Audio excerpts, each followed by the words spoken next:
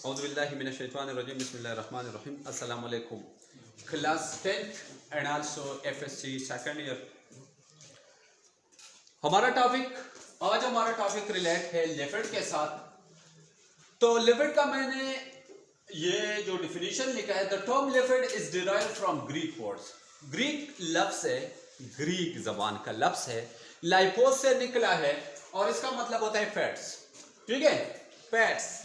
जितने जानदार चीजों के बॉडी के अंदर मुर्गन चीजें होते हैं, मुर्गन सब्सटेंसेस होते हैं जो ऑयल के शक्ल में भी हो सकते हैं और फैट शक्ल में चर्बी की सूरत में भी हो सकते हैं। जितने मुर्गन चीजें हैं, ठीक है, इसको हम क्या कहते हैं? इसको आप कहते हैं लिपिड्स। ओके जी, समझ आया? Yes sir. जितने हमारी बॉडी के अंदर मुर्गन चीजें हैं, इनको क्या कहते हैं? इनको कहते हैं लिपिड।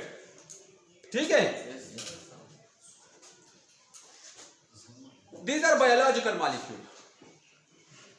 आप बायोलॉजिकल मॉलिक्यूल पहले पढ़ चुके हैं, बायो मॉलिक्यूल आप पढ़ चुके हैं। ये बायोलॉजिकल मॉलिक्यूल होते हैं। आप इसको हासिल कर सकते हैं प्लांट से और आप इसको हासिल कर सकते हैं एनिमल से भी। ठीक है, मैंने क्या कहा? Plants and animal. आप देखो, जितने मुर्गन, फॉर एग्जाम्पल मैं अखरूट का कहो तो इसके अंदर जो सब्सटेंस है, इसमें क्या होता है? इसमें पैड्स होते हैं। आप मूंगफली को देखो, आप जितने भी बादाम को देखो, एटसेट्रा वगैरह वगैरह, हमारी बॉडी के अंदर जितनी चर्बी वगैरह है या जो ऑयल शक्ल में आपको चीजें मिलते हैं, ठीक है, ये सब चीजें जो है इनको हम क्या कहते हैं? लिपिड्स कहते हैं। कंबाइनली इनको क्या कहते हैं?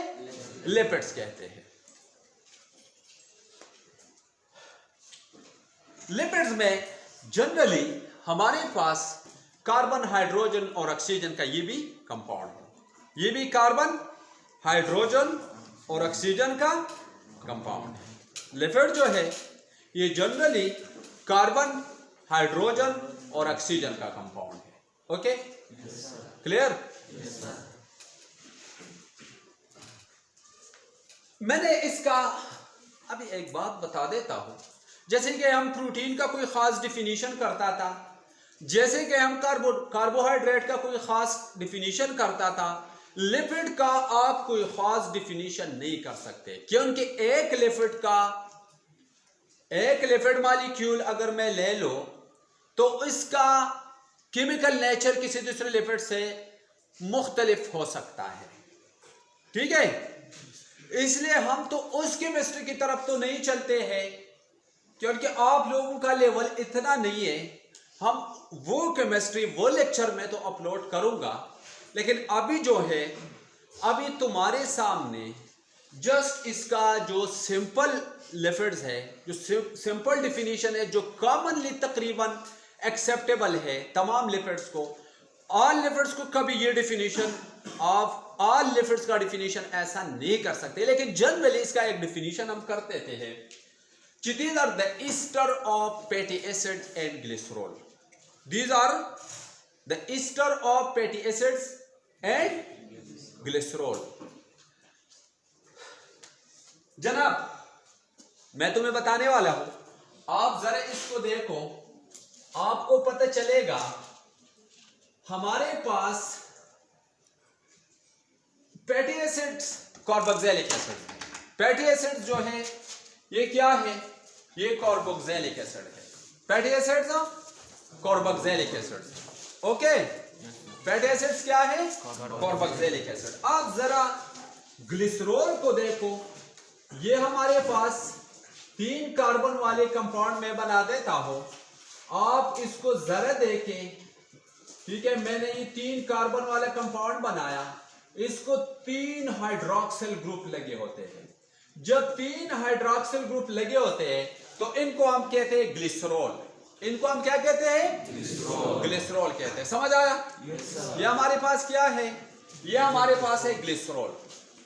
इसका कुछ इस तरह हो जाता है कि हम इसका रिएक्शन कर देते हैं किस चीज के साथ हो, कार्बोक्सिलिक एसिड, जैसे फैटी एसिड कहते हैं। तो 3 फैटी एसिड मॉलिक्यूल आके इस ग्लिसरॉल के साथ कॉम्बिनेशन करेगा। कैसे करेगा अभी आप पहले बनाइए तो आपको पता चले। ओके जी, समझ आया? ये हमारे पास है फैटी एसिड्स के 3 मॉलिक्यूल, ये भी फैटी एसिड है, ये भी फैटी एसिड है, ये भी फैटी एसिड है। ये हमारे पास ग्लिसरॉल है। जब इनका आपस में रिएक्शन हो जाता है तो आपको मिलने वाला प्रोडक्ट क्या मिलेगा? तुम्हें प्रोडक्ट मिलेगा। कौन सा प्रोडक्ट मिलेगा? तुम्हें प्रोडक्ट मिलेगा जनाब, आप जरा इसको देखें, यहां से आप हाइड्रोजन को आप इस तरह इसको लिखो, ठीक है, आप इसको इस तरह लिखो तो कोई मसला नहीं होना चाहिए। ये हाइड्रोक्सिल ग्रुप, इससे हाइड्रोजन और इससे hydroxyl group, hydroxyl and hydrogen group, hydroxyl and hydrogen group, ये निकलेंगे। 3 H2O मॉलिक्यूल यहां पर निकलेगा। 3 H2O मॉलिक्यूल निकला तो बना क्या? देखो, अब जरा देखो, ये क्या बनाने वाला है? ये बनाने वाला है इस कार्बन का इस ऑक्सीजन के साथ बॉन्ड हो जाएगा, आगे जाके C डबल बॉन्ड ऑक्सीजन और फिर R। इस तरह इस कार्बन का इस ऑक्सीजन के साथ बॉन्ड होएगा, फिर क्या होगा? R। इस कार्बन का इस ऑक्सीजन के साथ बॉन्ड होगा, फिर क्या मिलने वाला है? आगे R है। This is now called lipid. ये हमारे पास क्या है? अभी ये लिपिड है। मैंने क्या लिखा? अभी देखो, तुम्हारा आप लोगों ने एस्टर का जो आपने फंक्शनल ग्रुप बनाया था, ये एस्टर का फंक्शनल ग्रुप है। देखो जरा इस चीज को देखो, ये आपके पास R ग्रुप है, ये वाला आप लगा ले, फिर ये ऑक्सीजन है, फिर C डबल बॉन्ड ऑक्सीजन और फिर ये R है। समझ आया? तो क्या ये एस्टर है कि नहीं है? तो लिपिड जो है, याद रखो, ये जो है ये एस्टर है, तो ये चीज भी एस्टर बना। तो मैंने जनरल इसका डिफिनीशन हम ये कर सकते हैं कि ये एस्टर होंगे किस चीज का? ये एस्टर होंगे ग्लिसरॉल और फैटी एसिड का। समझ आया? समझ आया कि नहीं आया? जनाब, लेकिन तमाम याद रखो, तमाम लिपिड्स का नेचर इस तरह नहीं हो सकता है, मुख्तलिफ हो सकते हैं। लिपिड्स मुख्तलिफ हो सकते हैं, जैसे कि ग्लाइकोलिपिड, वो तो फिर कंपाउंड में चलो चलते हैं। लिपिड्स के 2 किस्में होते हैं। लिपिड्स आप 2 ग्रुप्स में तकसीम कर सकते हैं। एक हमारे पास होता है सिंपल लिपिड और दूसरा हमारे पास होता है कंपाउंड लिपिड। पहला वाला हमारे पास क्या है? सिंपल। दूसरा वाला कॉम्प्लेक्स और compound lipid. Simple lipids, actually जो सिंपल लिपिड है, जरा समझने की कोशिश करो प्लीज तवज्जो के साथ। जो सिंपल लिपिड है, इनका जब हम वापस हाइड्रोलिसिस करेंगे, लेट फॉर एग्जांपल इसमें हम पानी में इसको डालो और इसको हीट करो, तो क्या बनने वाला है? वापस से ये क्या चीज बनाएगा? यहां पर वाटर आएगा। अगर मैं वाटर को इस तरह थोड़ा सा बनाऊं तो आप देखो वापस क्या हो जाएगा? ये नेगेटिव हो जाएगा, ये पॉजिटिव हो जाएगा। थोड़ा सा इस बॉन्ड को मैं ब्रेक डाउन करना चाहता हूं तो ये नेगेटिव और ये पॉजिटिव, ये आके इसके साथ इस ऑक्सीजन के साथ बॉन्ड करेगा और ये हाइड्रोक्सिल ग्रुप जो है, सॉरी, ये जो हाइड्रोजन इसके साथ बॉन्ड करेगा और हाइड्रोक्सिल ग्रुप जो है इसके साथ रिएक्शन करेगा। तो जनाब बनने वाला है, आप जरा इसको देखो, तो वापस से यहां पर OH आया और यहां पर R, C double bond oxygen और OH। वापस से उनने क्या बनाया? फैटी एसिड बनाया और ये नीचे वाला भी इस तरह के 3 मॉलिक्यूल वाटर के आके सारे के सारे क्या हो जाएंगे? आपको फैटी एसिड एंड ग्लिसरॉल मिलने वाले हैं। नीचे आपको क्या मिलेगा? फिर ग्लिसरॉल मिलेगा। समझ आया? तो जो सिंपल लिपिड्स है उनका जब हाइड्रोलिसिस कर देते हैं तो तुम्हें प्रोडक्ट मिलने वाला है ग्लिसरॉल एंड फैटी एसिड्स। लेकिन कॉम्प्लेक्स लिपिड में क्या होते हैं? कॉम्प्लेक्स लिपिड में मिलने वाला सब्सटेंस आपको मिलेगा फैटी एसिड्स, आपको मिलेगा ग्लिसरॉल और कुछ अदर पोर्शन भी मिलेगा। देखो हमारे पास कॉम्प्लेक्स लिपिड्स में ये जो विटामिन एडिक है, A D E and K, vitamin A, vitamin D, vitamin E and K, जितने हार्मोन्स है, सेक्स हार्मोन का मैं कहूंगा, ठीक है, जितने सेक्स हार्मोन्स एटसेट्रा है, ये कॉम्प्लेक्स लिपिड्स है। ये क्या है? कॉम्प्लेक्स लिपिड्स है। समझ आया? समझ आया? yes, sir. अब याद रखो सिंपल लिपिड्स फर्दर इसका क्लासिफिकेशन हुए दो किस्में है। इसका एक है सिंपल लिपिड्स को फर्दर हम क्लासिफाई कर देते हैं दो ग्रुप में। एक को हम कहते हैं फैट्स और दूसरे को कहते हैं ऑयल। याद रखो इन जो जानवर वाले लिपिड्स होंगे, जानवर वाले जितने लिपिड्स होंगे ज्यादातर फैट्स के शक्ल में होते हैं। जो सॉलिड शक्ल में होगा उसको हम फैट्स कहते हैं और जो लिक्विड शक्ल में होगा उसको हम ऑयल कहते हैं। Simple lipid further are classified into two group. एक को कहता है फैट्स और दूसरे को कहता है ऑयल। जनाब दोनों इस तरह है, लेकिन ये डिफरेंट करेगा। ये आर ग्रुप जो होगा ये बहुत लंबा हो सकता है, ये बहुत लंबा हो सकता है। जिस लिपिड का यहां पर अनसेचुरेशन ज्यादा हो, जिस लिक्विड के अल्काइल ग्रुप में अनसेचुरेशन ज्यादा हो, वो ऑयल बनाएगा। वो ऑयल फॉर्म में होगा, लिक्विड शक्ल में होगा।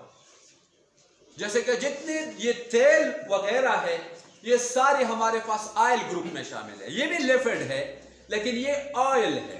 ये क्या है? ऑयल है। समझ आया? लेकिन अगर यहां पर अनसेचुरेशन कम हो तो फिर इसको हम कहते हैं क्या? इसको हम कहते हैं फैट्स। इसको फिर हम क्या कहते हैं? फैट्स। तो प्लांट वाले जितने लिपिड हैं वो ज्यादातर ऑयली शक्ल में होंगे और जो एनिमल वाले ज्यादातर लिपिड्स है वो किस शक्ल में होंगे? वो सॉलिड शक्ल, फैट्स की शक्ल में। जैसे कि बटर, जैसे कि बटर सॉलिड शक्ल में होता है ना, ठीक है। अभी जो तुम घरों में घी खाते हो, वेजिटेबल घी खाते हो, ये तो सॉलिड फॉर्म में होता है। इसका क्या हुआ था?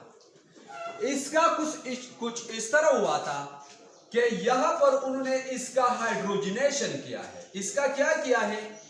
हाइड्रोजनेशन किया है। मिल्स में जाके जब प्लांट से ऑयल की शक्ल में ये लिपिड्स हासिल किया जाता है तो फिर इसका क्या किया जाता है? इसका हाइड्रोजनेशन किया जाता है और जब इससे हाइड्रोजन गैस पास किया जाता है निकल कैटलिस्ट की मौजूदगी में वगैरह, तो ये बनेगा, ये हाइड्रोजन आके इसके साथ इसका सेचुरेशन करेगा, इसको सेचुरेटेड बना देगा और सॉलिड फॉर्म में कन्वर्ट हो जाता है। अब एक क्वेश्चन ये है कि जनाब बहुत इंपॉर्टेंट बात है, ये जरा समझने की इसकी कोशिश करो कि ऑयल जो होंगे, जब डॉक्टर के पास लोग जाते हैं तो डॉक्टर तुम्हें तजवीज़ कर, जब तुम ब्लड प्रेशर के मरीज हो, जब कोई ब्लड प्रेशर का मरीज डॉक्टर के पास जाता है तो डॉक्टर उन्हें तजवीज़ कर देता है कि ऑफ ऑयल खाओ, आप घी मत खाइए। इसका नुकसान क्या होता है? जरा इस बात को समझे। देखो आप सोचेंगे कि एक तरफ ये ऑयल हमें मिला, ऑयल इंपॉर्टेंट है, ऑयल सेहत के लिए अच्छा है घी के मुकाबले में, लेकिन फिर मिल में इतना ज्यादा मेहनत करके इसको घी में कन्वर्ट करना, ये तो कोई अच्छी बात नहीं है। मेहनत भी ज्यादा चाहेगा, लोग भी इसके मिल में काम करेंगे, फ्यूल का भी इस्तेमाल, क्योंकि आपने हीट भी देना है इसको, तो हम क्यों ऐसा करते हैं। तो याद रखो, जब ये लेट फॉर एग्जांपल आपके वैन का डायमीटर है, जब इसमें आप घी खाते हैं, लेट फॉर एग्जांपल आप ऑयल खाते हैं, ऑयल में तुम्हारे फॉर एग्जांपल वो यहां पर चिमट गई, तो तुम्हारे जो वैन का डायमीटर है वो कम हो जाएगा और वो ब्लड इसमें प्रेशर के साथ जाएगा, तो ब्लड प्रेशर बढ़ेगा। लेकिन ये जो है ऑयल में अनसेचुरेशन होता है, थोड़ा सा मेडिसिन एटसेट्रा आप खा के तो इसके साथ रिएक्शन करेगा और अनसेचुरेशन खत्म कर देगा, तो ये बहेगा, ये बहेगा। अब समझ आया? लेकिन जो कि अगर आप घी खाते हैं तो घी तो सेचुरेटेड होता है, यहां पर कोई ये तो सेचुरेटेड होता है। अब अगर घी यहां पर चिमट गई तो जनाब क्या होने वाला है, चर्बी बढ़ गया, तो क्या हो जाएगा, अभी जब इसमें ब्लड जाता है तो डायमीटर कम हो गया, ब्लड प्रेशर के साथ जाएगा, तो ब्लड प्रेशर बढ़ेगा तो हार्ट का प्रॉब्लम तुम्हें आएगा। अब क्या है, डॉक्टर के पास तुम जाते हो, तुम्हें मेडिसिन देते हैं, लेकिन यहां अनसेचुरेशन है, इसके साथ तो कोई रिएक्शन नहीं करते हैं। आप लोगों ने अल्केन का पढ़ा था कि अल्केन हमारे पास, इसको पैराफिन भी कहा जाता है, ठीक है। तो जनाब क्या होने वाला है, अब ये जो है यहां पर इसका इलाज फिर मुश्किल हो जाता है, तो ब्लड प्रेशर वाले मरीजों को डॉक्टर अक्सर तेल तजवीज कर देता है। तो जब आप सोचेंगे कि तेल तो अच्छे है घी से, फिर मिल में ऐसा क्या होता है, तो इसलिए है कि इसका एक मार्केटिंग वैल्यू है, घी का एक मार्केटिंग वैल्यू है। दूसरा मार्केटिंग वैल्यू ये है कि पिछले जमाने में जब लैंड से ऑयल हासिल किया जाते थे और मार्केट में वो फरोख्त करते थे, तो लोग कहते थे ये तो घी नहीं है, या उनके पेट्स, जो एनिमल से पेट्स हम हासिल करते हैं, जो बटर है, घी, ठीक है, बटर, क्वच, इसको आप उर्दू में क्वच कहते हैं ना, कोई पश्तो में, ठीक है। तो ये जो चीज है, अब या वो तो मिलता है सॉलिड फॉर्म में, किस चीज में मिलता है, किस फॉर्म में मिलता है आपको, सॉलिड फॉर्म में मिलता है, तो लोग इसको नहीं खरीदते थे। मार्केटिंग के लिए उनने इससे हाइड्रोजन पास किया तो सॉलिड फॉर्म में तब्दील किया। अभी लोग कहते थे बेशक ये घी है। ओके, नेक्स्ट, अगर किसी ऑयल जो है बड़े कंटेनर पर आपने करोड़ों का ऑयल भेज दिया किसी मार्केट में, लेकिन रास्ते में एक्सीडेंट हुआ, तो ऑयल आग भी पकड़ सकता है और सारा ऑयल जाया भी हो सकता है। लेकिन अगर घी है तो घी जाया नहीं हो सकता है, घी जाया वो सॉलिड फॉर्म में है, तो इसलिए इसका मार्केटिंग वैल्यू बहुत ज्यादा है, इसलिए हम इसको घी में तब्दील कर देते हैं। ओके जनाब, याद रखो, जब भी आप फैट इस्तेमाल करते हैं, 1 ग्राम आप जब फैट इस्तेमाल करते हैं तो इससे 9 किलो कैलोरी एनर्जी मिलता है, ठीक है। और जब आप 1 ग्राम कार्बोहाइड्रेट इस्तेमाल करते हैं तो आपको 4 किलो कैलोरी एनर्जी मिलने वाला है। किसने ज्यादा एनर्जी दिया? लिपिड ने ज्यादा दिया। लिपिड ज्यादा एनर्जी, तो सबसे बेस्ट सोर्स ऑफ एनर्जी तुम्हारे जिस्म के अंदर लिपिड्स है। ये मिलता कहां पर है? जितना तुम्हारा एडिपोज टिश्यूज है, स्किन के नीचे आप देखो, स्किन के नीचे क्या मिलता है? चर्बी मिलता है। हार्ट के इर्द गिर्द तुम्हें चर्बी मिलती है, जितने ऑर्गन्स है इनके इर्द गिर्द चर्बी मिलता है। ये इंसुलेशन का भी काम करता है, तुम्हारी बॉडी को गर्म रखता है। जब भी किसी आप देखो एक दुबला पतला इंसान, वो ज्यादा कूल सर्दी महसूस करता है, ठीक है। क्यों? एक फैटी इंसान के मुकाबले में वो ज्यादा सर्दी महसूस करता है क्योंकि उसके बॉडी में चर्बी कम होता है। समझ आया? और जो जिस इंसान के बॉडी में चर्बी ज्यादा होता है तो वो उसको तो एनर्जी मिलता है ना, बहुत सारा एनर्जी है इसमें, बहुत सारा एनर्जी है। तो ये क्या करता है? ये एनर्जी का लिपिड जो है, एनर्जी का प्रोटीन से भी बेस्ट सोर्स है और कार्बोहाइड्रेट से भी ये बेस्ट सोर्स है। समझ आया? क्लियर? कोई मसला तो नहीं? इंशाल्लाह आगे जाके कुछ और भी करेंगे। इसके मैं लेक्चर जरूर करूंगा, लेकिन आप लोगों का लेवल का तो नहीं है, वो तो मैं करूंगा। सी यू नेक्स्ट टाइम।